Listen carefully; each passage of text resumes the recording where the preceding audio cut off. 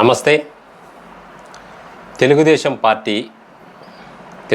పార్టీకి కేంద్ర ప్రభుత్వం కీలక పదవి ఇచ్చేందుకు సుముఖత వ్యక్తం చేసింది.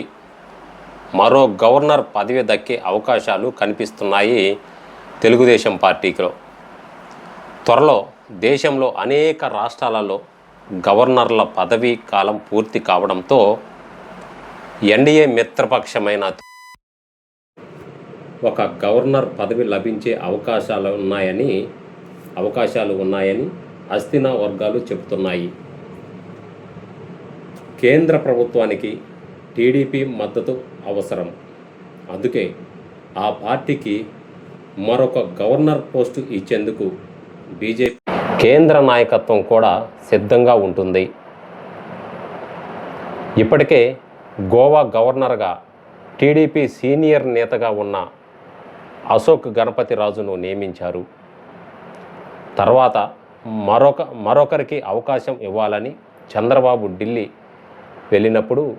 నాయుడు గారు ఢిల్లీ వెళ్ళినప్పుడు కేంద్రం పెద్దలను కూడా కోరడంతో అందుకు వారు సుముఖత వ్యక్తం చేసినట్లు సమాచారం.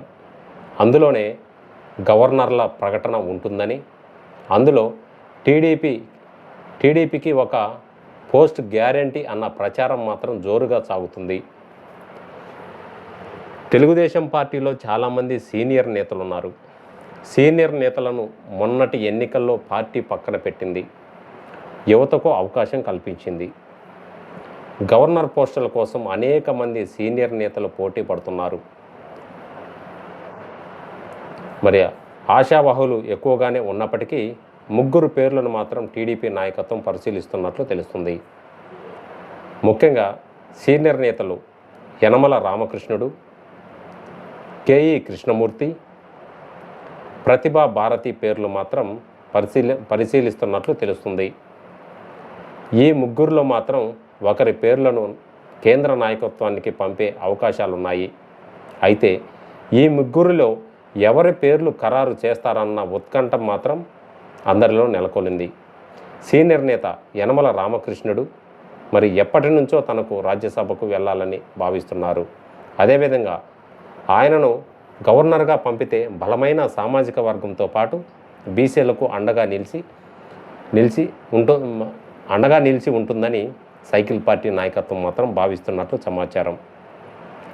అయితే ఇక్కడ అదే సమయంలో కేఈ కృష్ణమూర్తి కూడా గత కొంతకాలంగా రాజకీయాలకు దూరంగా ఉంటున్నారు. ఆయన కుటుంబానికి కర్నూలు జిల్లాలో ఇప్పటికీ బలమైన వర్గం ఉంది. ఆయన కుమారుడు శ్యాంబాబు ఇప్పటికే టీడీపీ ఎమ్మెల్యేగా ఉన్నారు. సీనియర్ నేత కావడం, బీసీ వర్గానికి చెందిన నేత కావడంతో ఆయన పేరును కూడా చంద్రబాబు నాయుడు గారు మరి సీరియస్గానే పరిశీలిస్తున్నారని తెలుస్తుంది.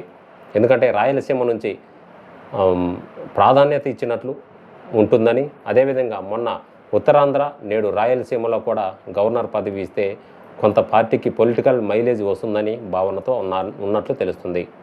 ఇక ప్రతిభా భారతి షెడ్యూల్ కులాలకు చెందిన నేత, పార్టీలో సీనియర్ నేత కూడా గతంలో స్పీకర్గా వ్యవహరించారు.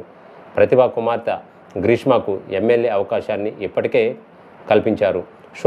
3లో ఒకరి పేరు మాత్రం ఖరారయ్యే అవకాశాలు ఉన్నాయంటూ బీజేపీ కేంద్ర నాయకత్వం త్వరలోనే గవర్నర్ పోస్టులను మరి నియమిస్తే టీడీపీకి మరో గవర్నర్ పోస్టు దక్కే అవకాశాలు కనిపిస్తున్నాయి. ఇదండి, ఈ 3లో ఎవరికి వచ్చే అవకాశాలు ఉన్నాయని కింద కామెంట్ సెక్షన్లో తెలియజేయండి. ప్లీజ్ ఇప్పుడే Vahini media YouTube channel please subscribe చేస్తారని ఆశిస్తున్నామండి.